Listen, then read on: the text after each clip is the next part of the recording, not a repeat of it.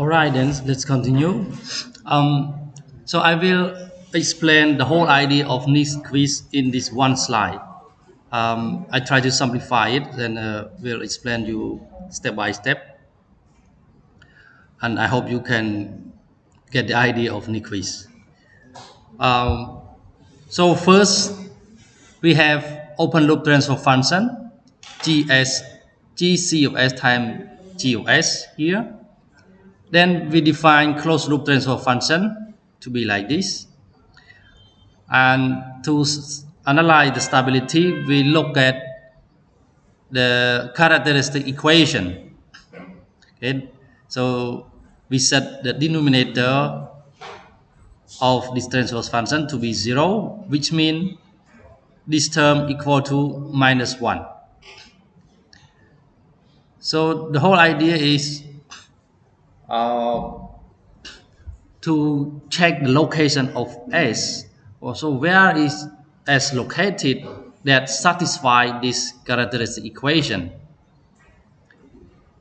If all the S that are located on the right half plane and satisfy this characteristic equation, the system is unstable.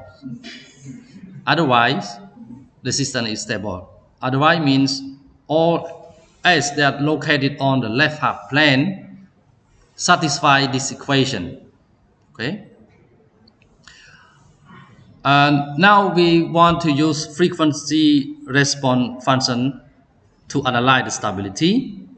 That means, well, S is substituted by j omega. That means S only on this axis. Okay. Then the idea is like this. Well, if I can find all the set of S on the right half plane, okay, map into the complex plane of this transfer function. Okay, so first think about mapping S, set of S from this plane to this complex plane through this function, right? So look, all S on the vertical axis here, j omega, is mapped into this plane to be this curve. Okay, and from the analysis of complex function, all the right side of the arrow, I mean of the contour arrow, map to the right side of the contour arrow here. Okay. But let me explain more on the property of this curve. Because all the functions gc and g omega are fractional function, and the degree of numerator smaller than degree of denominator. Okay, so if omega approach to infinity, large omega, then these terms approach to 0. It means all large omega, it means infinity there, this term just map to 0. And all the contour on the right hand side here, all the contour here, the half right hand side circle, also map into 0. Okay, due to this property. So this means all the right half plane map into right here, right side of this contour here. What does this imply? It implies that if the mapping of the contour is looks like this, there's no S on the right hand side that map to -1. Okay, because it's always on the right hand side here. It cannot map to -1. It means there's no S on the right hand side that satisfies this equation. So there's no pole of the closed loop transfer function on the right hand side. it means the system is stable. Okay, so now you can just remember the last key point, that is, if the curve, the contour on this mapping is not does not encircle -1, then the system is stable. Encircle, yeah, if it's like this, it means it encircle -1. Okay, if the contour is like this, there can be as on the right hand side that map into -1 here. Okay, you get the idea. So again, the red contour imply the system is stable. The black contour implies the system is unstable. Okay, so actually what you do is just to map the substitute the s by j omega, so this become complex number, and then you just plot on the complex plane and look at the contour. If the contour encircle -1, then the system is unstable. Okay, if not, the system is stable. So that's the whole point of Nyquist.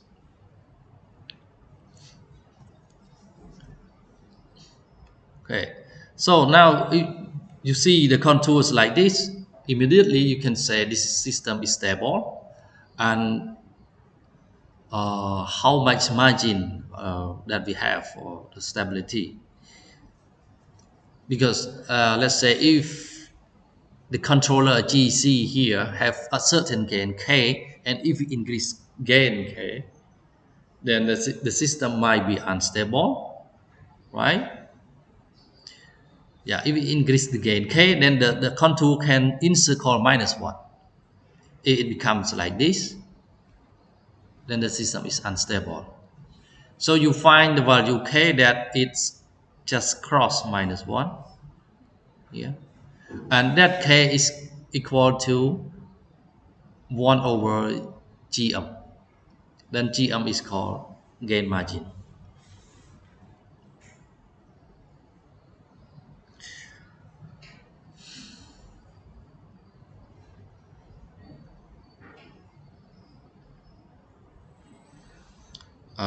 Sorry, this distance is called 1 over GM. Then you choose the gain K equal to GM,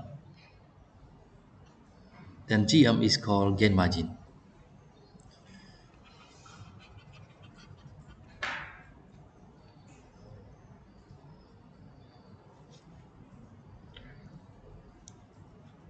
And another way that may make the system unstable, that if you rotate this curve, so rotate in practice, what may rotate the curve in the Nyquist sense?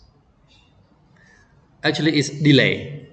So if you have a system and you have a certain physical system that cause delay to the system, then it's easy to make system unstable.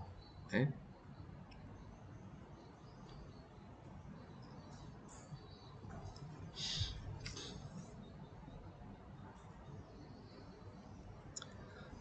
Okay, now so let's interpret instability using both plot. Well, I forgot to mention the value of phase. Look at this curve. This is stable curve, stable system, and clearly you can see that um,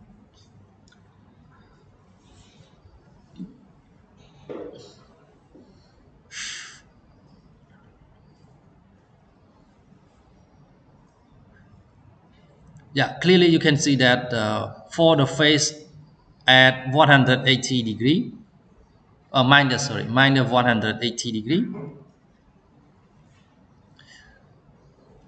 the magnitude is less than 1.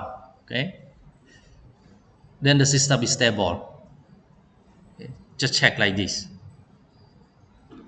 If the phase less than 180 degree and the phase is less than 1, then the system is stable. Otherwise, it's unstable. Then look at here.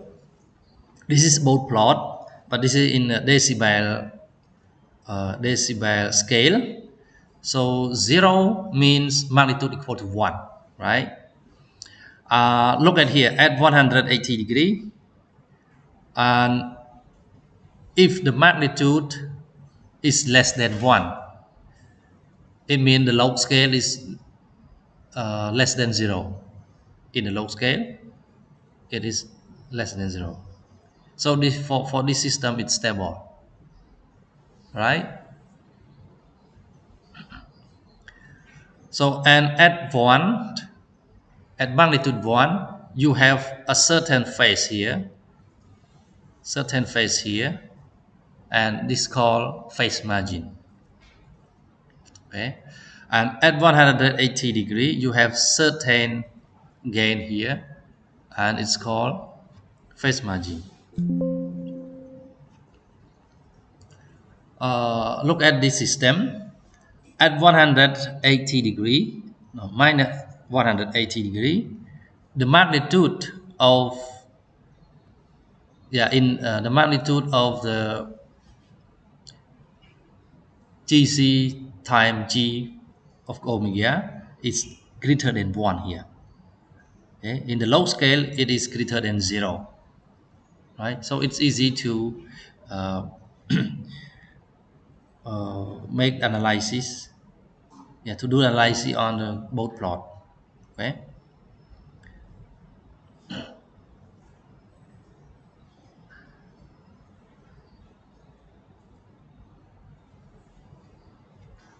Is there any question?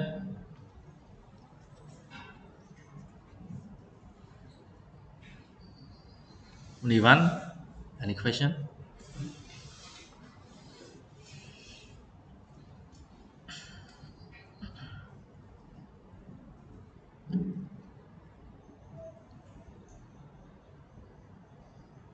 So actually this one is the explanation of what I explained earlier.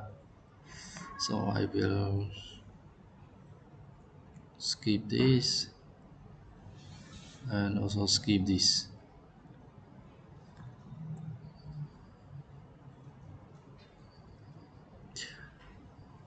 So in summarize, both diagrams are easy to draw. Just using the asymptote, and then you can draw it. And it see that, we will see that the control design is relatively straightforward as well, because we can see the gain margin and phase margin, and uh, we can design controller using both plot.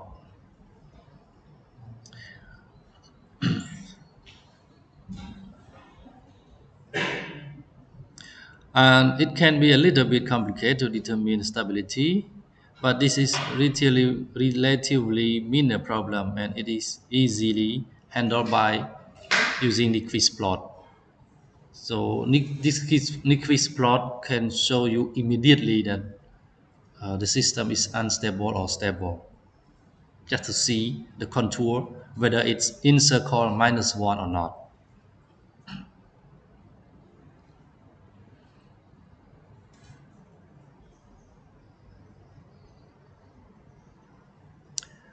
So yes, usually to analyze the stability, we can just do one mode plot or root locus analysis. And Nyquist test give us the desired frequency domain stability test, correspond to a test on number of increments of the critical point. So -1 is the critical point, and actually, if you see the insert call on the -1 many times, the stability depends on the number of insert comment. If it insert call just one time, then the system is unstable. But it insert call 2 times, it's stable.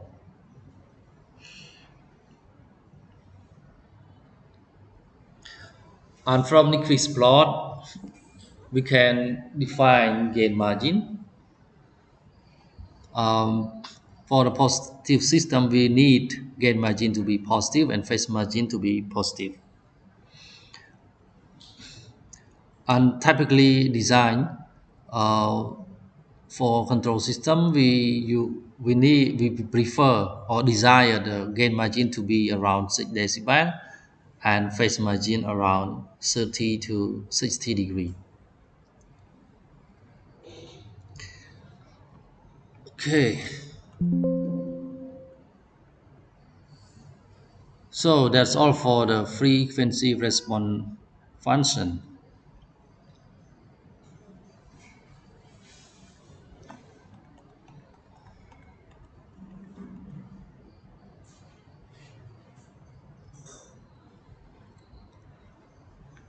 So let me just remind that this method is very useful when you have knowledge on the transfer function. You can perform experiment to get the amplitude, okay, the certain amplitude and the phase. Um, so how you do it? With the input of sine wave, the system vibrate, oscillate. You can make so you know the amplitude of the input, and you can measure the amplitude of the output.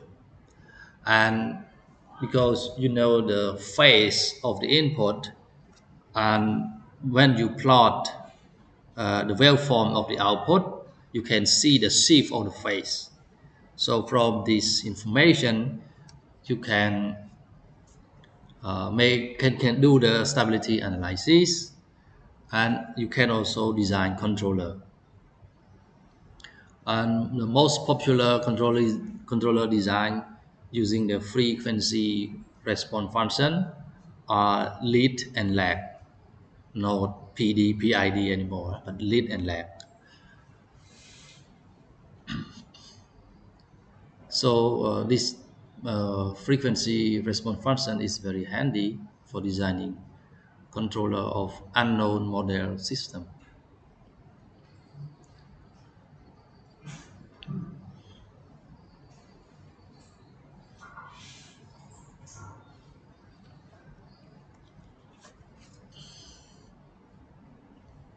Any question, Kim Lai?